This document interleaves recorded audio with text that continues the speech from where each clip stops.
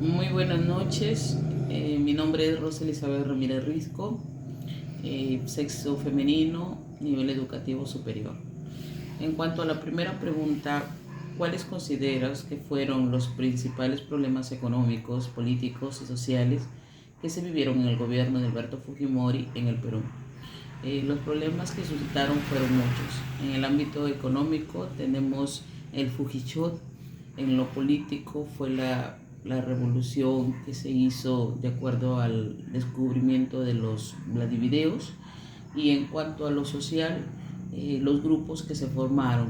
En este caso, los pobres pasaron a ser, en su palabra, que tuvieron un nivel económico más bajo, y los que tuvieron empresas se empoderaron de acuerdo a sus entradas.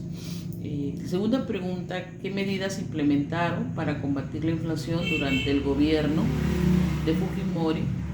Porque fueron o no efectivas. En el caso de la recesión económica, hubo un levantamiento de precios en los mercados, lo cual de la noche a la mañana originó que los precios subieran. Cuando se vio en primera instancia, fue una revolución, pero lo que originó también que se estabilizara la economía en el Perú y las empresas extranjeras pudieran invertir, lo cual no había, porque teníamos años que habíamos pasado de una recesión del gobierno de Alan García.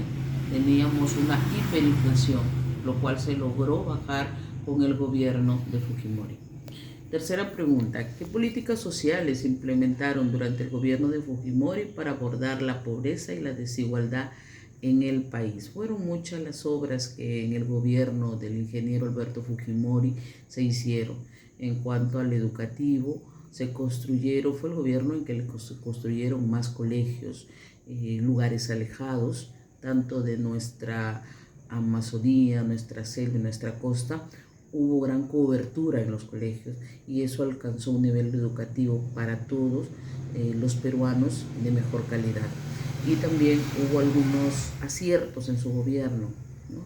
Que fue también un poquito la economía que se estabilizó.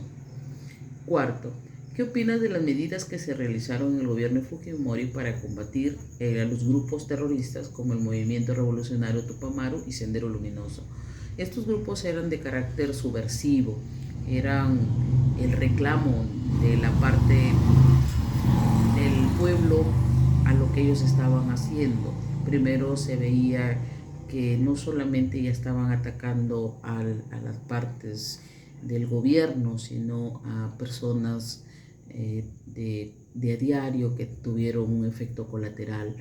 Hay personas hasta en la actualidad que todavía tienen las secuelas de este gobierno, ¿no? En el caso de los más que estamos en el norte, la parte de Huarmaca todavía se vive ese recuerdo, parte también de Ayabaca, donde el Sendero Luminoso fue más, su apogeo fue mayor.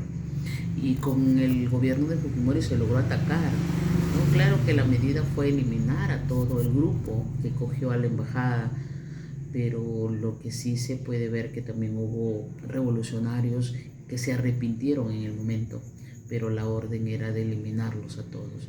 Y fue una medida drástica, quizá necesaria, pero drástica en sí. 5. Durante el gobierno de Fujimori se realizó una campaña de control demográfico que consistió en la esterilización de miles de mujeres, sobre todo de campesinas e indígenas. ¿Qué opinas de esta política? Lo ideal era frenar la demografía porque había personas que tenían demasiados hijos y con un nivel de pobreza extrema. Sí sería el caso para algunas que se dio este control de natalidad con esta esterilización, pero el que no se les avisara a muchas mujeres que quizás no tuvieron hijos porque era una campaña de vacunación que no se decía el para qué era, se logra saber después de. No creo que era dable que unas mujeres fueran esterilizadas sin su consentimiento. Se debió pedir un consentimiento para poder hacer este método. Pero lo único que acá fue en el gobierno es aplicar, porque era un gobierno autoritario. 6. ¿Conoces las medidas que se tomaron durante el gobierno de Fujimori para controlar la prensa y cuáles fueron sus repercusiones en la libertad de expresión? Ya para finales del gobierno de Fujimori se supo que se compró a la prensa. Por ello era que solamente se pasaban noticias que eran a favor del gobierno, más no lo que era en contra. Y lo que nos debilitó como pueblo, no podíamos opinar porque nuestras opiniones no eran escuchadas. Y la prensa, como estaba comprada, entre comillas, no decía lo que realmente le pasaba al Perú. Simplemente parecía un país de maravillas, todo era bueno, todo era positivo, mientras el país a veces se desangraba, producto tanto de la economía que estaba baja, muchos factores sociales que eran desiguales en el gobierno de Fujimori. 7. ¿Cuáles fueron los eventos que llevaron a la caída del gobierno de Fujimori en el año 2000 y qué consecuencias tuvo para el país? En el año 2000 se conocieron los Vladivideos. El señor Vladimiro Montesinos se encargó de filmar todos los videos para que quizás como un arma que tenía bajo el brazo para poder tener al gobierno controlado, pero lo cual se le salió de sus manos porque tuvo que pagar el precio cuando estos salieron a la prensa.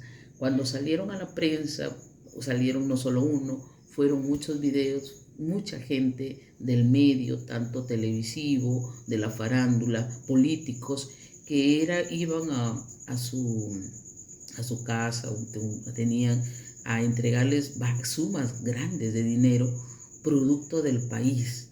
O sea, era todo el país prácticamente que pagaba esto para mantener quizá gobiernos, teníamos